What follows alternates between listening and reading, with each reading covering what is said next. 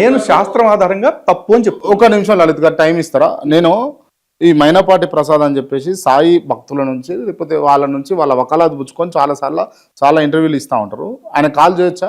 నాకు ఎవరికైనా మీకు ఇబ్బంది ఏం లేదు. ఆయన నాతో అంటే ఆయన మాట్లాడు, నేను ముందే చెప్తున్నా. మాట్లాడా? మాట్లాడు అసలు. నేను ఒకసారి కాల్ చేసే ప్రయత్నం చేస్తాను మరి. అలాగే తప్పకుండా. హలో హలో, నమస్తే అండి. నేను జర్నలిస్ట్ క్రాంతి మాట్లాడుతున్నాను సార్. చెప్పండి. బాగున్నారా సార్? బాగున్నానండి. యా సార్, ఫ్రీ ఉన్నారా సార్? మాట్లాడొచ్చా ఒక 2 minutes? చెప్పండి సార్. యా సార్, నా ముందు లలిత్ గారు ఉన్నారు, హిందూ జనశక్తి. నేను డిస్కషన్ ఏంది అని అంటే, నేను ఇంటర్వ్యూలో ఉన్నా లైవ్లో. ఆ, సాయిబాబా దేవుడు కాదు, సాయిబాబా ముస్లిం వ్యక్తి అని అంటున్నాడు తను. దాని మీద మీ అభిప్రాయం ఏంది? మీరు ఏం చెప్పదలుచుకున్నారు?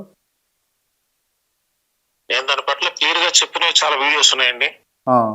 దాన్ని చూస్తే మీకు సమాధానం మళ్ళీ తెలుస్తుంది. చెప్పమనండి. యా, ఇప్పుడు తను అంటున్నాడు, మీరు ఏం చెప్తారు దానికి?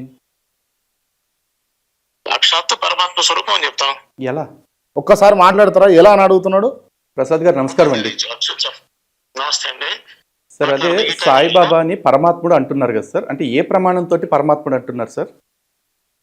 శాస్త్ర ప్రమాణం ఇది తర్వాత మనం మాట్లాడదాం. ఇప్పుడు లేదు, కాదండి. లేదు, పర్లేదు సార్. శాస్త్ర ప్రమాణం అన్నారు కదా, అంటే దేన్ని శాస్త్రం అంటున్నారు మీరు? వేదాన్న, ఉపనిషత్తున, స్మృతి గ్రంథాలన, పురాణాలన, ఇతిహాసాలన? అన్నీ చెప్పేది ఒకటే ఇందున్నా కూడా. ఏం చెప్పిందండి? ఈ పేరుకి ఉన్నది ఏదో మీరు బలవంతం చేస్తున్నారు మధ్యలో ఫోన్ నేను చేసి. నేను బలవంతం చేయలేదండి. క్రాంతి గారు చేస్తే నేను మాట్లాడుతున్నాను సార్. మీకు అభ్యంతరం అయితే ఫోన్ పెట్టేయచ్చు. అభ్యంతరం వారికి ఇవ్వండి ఫోన్ ఇవ్వండి. ఇస్తున్నాను. మీరు డిస్కంఫర్ట్ ఉంటే ఒకసారి రండి సార్, కుదిరితే డిస్కషన్ చేద్దాం ఈ అంశం పైన. అట్లా అట్లా. రైట్. మీతో మాట్లాడంటే కొంత డిస్కంఫర్ట్ ఉన్నట్టు. చాలా డిస్కంఫర్ట్ ఉన్నారు. ఆయన అన్న మాటనే నేను అడిగా. నేను ఒక డైలాగ్ చెప్పాను. ఆయన ఏదైతే శాస్త్రం అన్నారో దేన్ని మీరు శాస్త్రం అంటున్నారండి అని అడిగా. అలాగే ఆయన సాయిని పరమాత్మ అన్నారు. ఏ విధంగా పరమాత్మ అవుతారండి? ప్రమాణాలతో చెప్పండి సార్ అని అడిగాను. నేను ఆయనతో అమర్యాదగా మాట్లాడింది లేదు, అప్రస్తుతమైన ప్రసంగం చేసింది లేదు. వారు మాట్లాడిన దానికే నేను తిరిగి అడిగాను. అడిగితే మీరు నన్ను ఇబ్బంది పెడుతున్నారు, బలవంతం చేస్తున్నారు అన్నారు. నేను బలవంతం చేయలేదు. మీరు మాట్లాడమన్నారు, సభా మర్యాద ప్రకారమే నేను మాట్లాడా. ఏమన్నా మర్యాద మీరేనా? మీరు చెప్పండి. ఏంటి ప్రాబ్లము? ఒక వ్యక్తిని లేదా ఒక భగవంతుడిని లేదా ఒక విశ్వాసాన్ని పాటించేవాడికి పూర్తి స్వతంత్రం ఉంటుంది. కానీ ఇక్కడ సాయిబాబాని పరమాత్ముడు అని చెప్తున్నారు. పరమాత్ముడు అని చెప్పి మిగతా వాళ్ళని కింద పెడుతుంటే మిగతా వాళ్ళంతా ఎవరు? వాళ్ళు పరమాత్మ స్వరూపం కాదా? అదే మీకు వచ్చిన ఇబ్బంది, అంతే కదా? అదొకటే ఇబ్బంది కాదు, అదొక ఇబ్బంది. అలాంటివి చాలా ఉన్నాయి. ఇప్పుడు సాయిబాబాని గొప్ప, కానీ సాయిబాబా అనేది మీరు దర్గా అనడం ఎంతవరకు కరెక్ట్? మీరు కానీ దర్గానే కదా, దర్గాని ఏమనాలి మీరు చెప్పండి? గుడి కదా, సాయిబాబా గుడి అని అంటారు, కానీ దర్గా అనగానే ఎక్కడ సాయిబాబా గుడి అని చెప్పేసి ఎవరు చెప్పారు మీకు?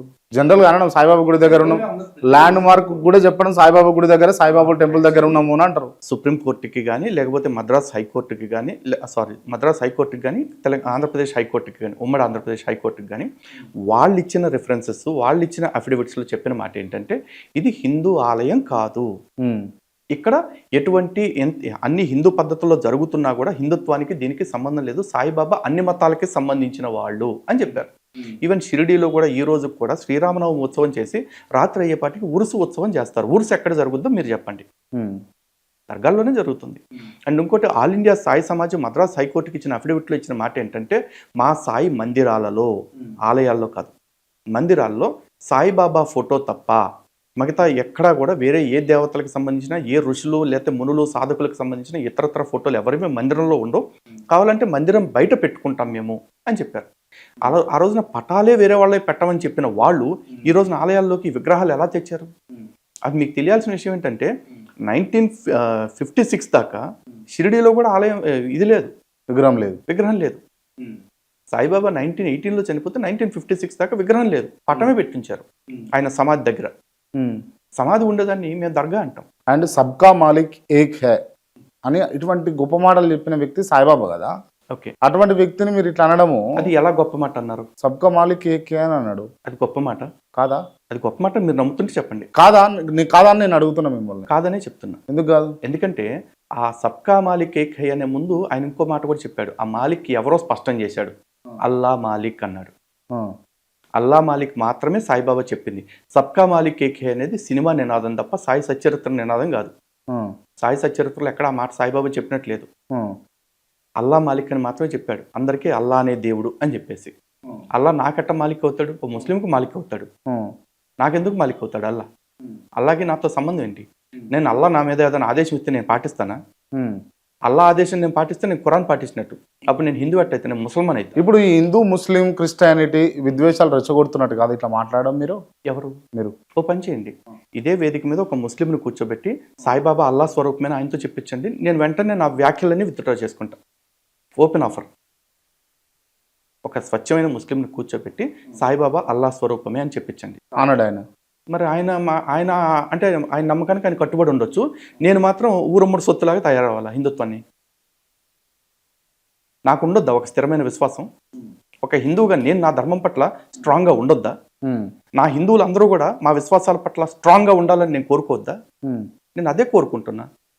నాకు అందరికీ ఆర్టికల్ 25 మత స్వేచ్ఛ ఎట్లా ఇచ్చిందో నాకు కూడా ఆర్టికల్ 25 మత స్వేచ్ఛ ఇచ్చింది. నా మతాన్ని నేను కాపాడుకునే పూర్తి స్వేచ్ఛ నాకు ఉంది. కాదంటానికి వీళ్ళెవరండి? నా మతాన్ని పొల్యూట్ చేస్తున్న ఈ బ్యాచ్ ఎవరైతే ఉన్నారో వాళ్ళు చేస్తున్న తప్పులను ఎక్స్పోజ్ చేయడానికి ఆర్టికల్ 19 నాకు స్వేచ్ఛనిచ్చింది, ఆర్టికల్ 51AH నాకు స్వేచ్ఛనిచ్చింది. ఇందులో నేను రాజ్యాంగాన్ని మీరు మాట్లాడింది ఏముందో చెప్పండి. నేను సాయిబాబాని బే అనో బాడకో అనో బద్మాష్ అనో బూతు అనట్లా. ఇప్పుడు అంటారుగా అనట్లా, మీరు నా మాటను కట్ చేశారు కాబట్టి మీకు అలా అనిపిస్తుంది. నేను బాబా గారిని అలాంటి మాటలు అనుంటే నా మీద కేసులు పెట్టండి. కానీ నేను ఏ రోజు బాబా గారిని మాట అనలా. ఇన్ఫాక్ట్ బాబా గారి విషయాన్ని నేను సచ్చరిత్ర ఆధారంగా ప్రశ్నిస్తుంటే ఈ సాయి భక్తులు నన్ను ప్రశ్నిస్తున్నారు, నన్ను బూతులు తిడుతున్నారు.